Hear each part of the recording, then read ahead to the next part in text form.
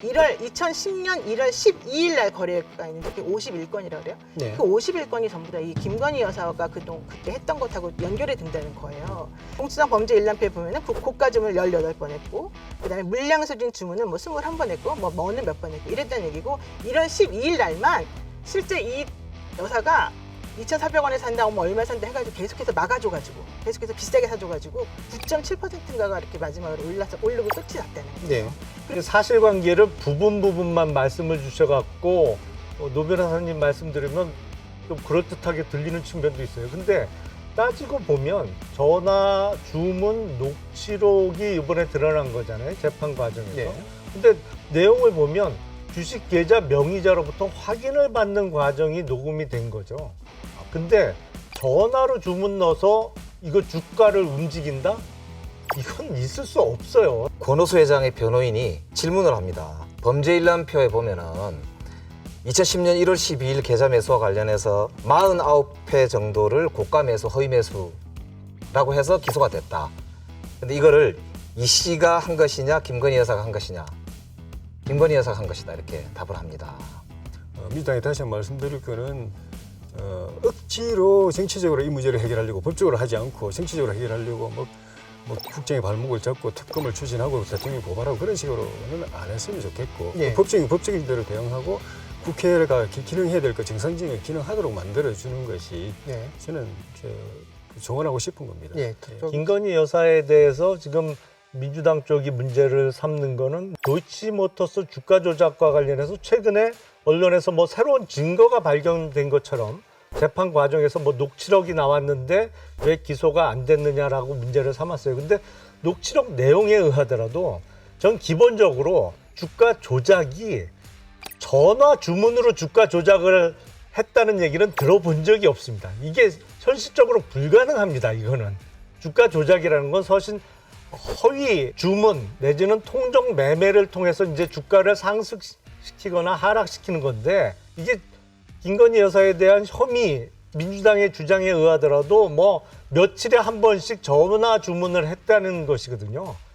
절대로 그래갖고 주가가 움직이지 않습니다. 주식 투자를 해보신 분은 알겠습니다만. 그래서 이거는 기소가 되지 않았던 게 맞는 것 같아요. 도이치모터스 주가 조작 관련해 가지고는 저는 사실 주식 하신 분들 많이 아실 겁니다만 주가 조작 관련해 가지고는 정말 주가적으로 있어서는 안 될 범죄잖아요. 그래서 유형을 정해놨습니다.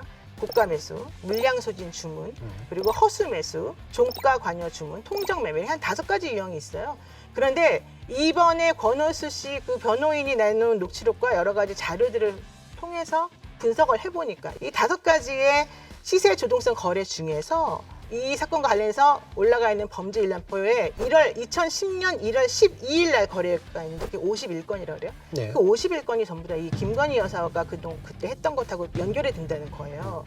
그렇게 따지니까 보니까 예를 들면은 공수상 범죄 일람표에 보면은 고가 주문을 18번 했고, 그다음에 물량소진 주문은 뭐 21번 했고, 뭐 뭐는 몇 번 했고 이랬다는 얘기고, 1월 12일 날만 실제 이 여사가 2,400원에 산다, 뭐 얼마 산다 해가지고 계속해서 막아줘가지고 계속해서 비싸게 사줘가지고 9.7%인가가 이렇게 마지막으로 오르고 끝이 났다는 거예요. 네.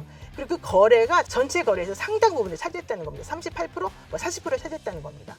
그러면 이거는 일임했다거나 다른 사람에게 맡기고 나는 전혀 모릅니다. 나는 전화 주문을 뭐 했기 때문에 내가 이거 주가에 전혀 관여할 수 없었습니다. 라고 하는 말하고는 좀 안 맞는 것 같아요. 사실관계를 부분만 말씀을 주셔갖고 노 변호사님 말씀 들으면 좀 그럴듯하게 들리는 측면도 있어요. 근데 따지고 보면 전화 주문 녹취록이 이번에 드러난 거잖아요. 재판 과정에서. 네. 근데 내용을 보면 주식 계좌 명의자로부터 확인을 받는 과정이 녹음이 된 거죠.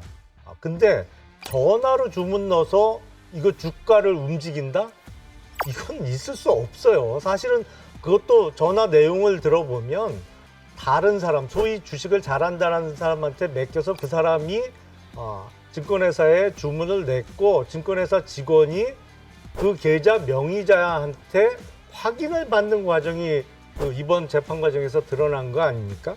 이런 거 보면 김건희 여사가 적극적인 주가 조작에 가담했다고 오히려 볼 수 없는 증거라고 해석할 여지가 많아요. 아니에요. 그리고 그게 아니에요. 누가 왜냐하면 더나 주문 내서 네. 주가를 움직여요. 그러니까 요새. 지금 변호사님, 잠깐만요. 잠깐만. 지금 김용남 의원이 말씀하시는 거는 1월 13일 거래를 말하는 거야.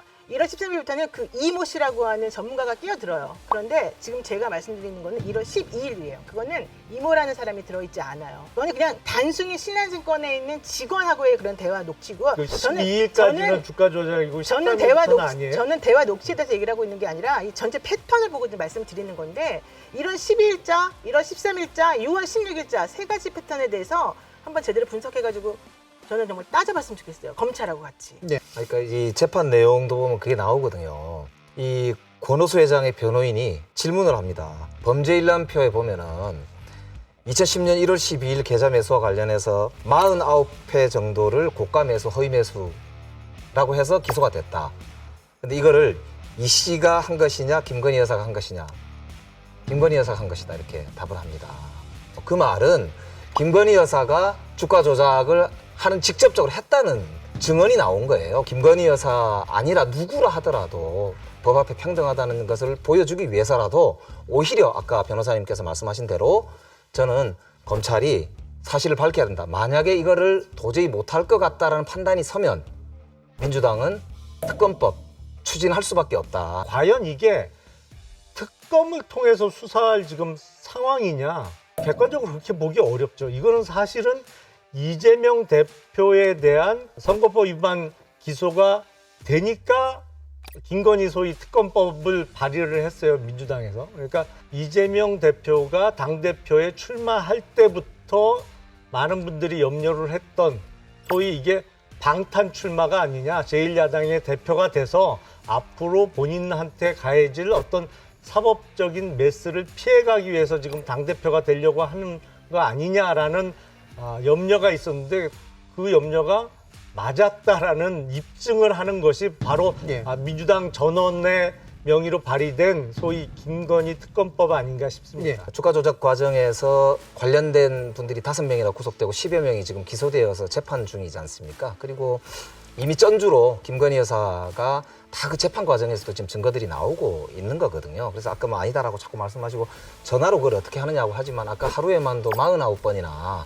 통화를 통해서 뭐 여러 허위 매수 등등등을 했다는 거 아닙니까? 그러니까 그 패턴들이 그 하루만이 아니라 쭉 3년여에 걸친 긴 기간 동안에 그게 조직적으로 이루어졌다는 거기 때문에 5명이나 구속됐던 거고요. 그렇기 때문에 이런 사실을 그냥 이렇게 손바닥으로 하늘을 가린다고 되는 문제는 아니기 때문에 뭐 앞서도 말씀드렸지만은 이 시점에 제가 갑자기 생각하는 게 아니라 저도 쭉 지난 세월을 지켜보면서 저 이재명 대표 참 이례적인 기소라고 그러는데 이례적인 정치인이에요. 제가 지켜본 바로도 이례적인 정치인이고 이런 분을 야당 대표로 세운 것도 사실 이례적인 일이고 그거는 민주당이 자초한 거니까 리스크 감수해야 되는데 문제는 그 리스크 때문에 그 한 사람의 리스크 때문에 국정이 제대로 안 돌아가는 게 문제고 그래서 민주당이 다시 한번 말씀드릴 거는 억지로 정치적으로 이 문제를 해결하려고 법적으로 하지 않고 정치적으로 해결하려고 뭐 국정의 발목을 잡고 특검을 추진하고 대통령 고발하고 그런 식으로는 안 했으면 좋겠고 법적인 대로 대응하고 국회가 기능해야 될 거 정상적인 기능하도록 만들어주는 것이 저는 조언하고 싶은 겁니다.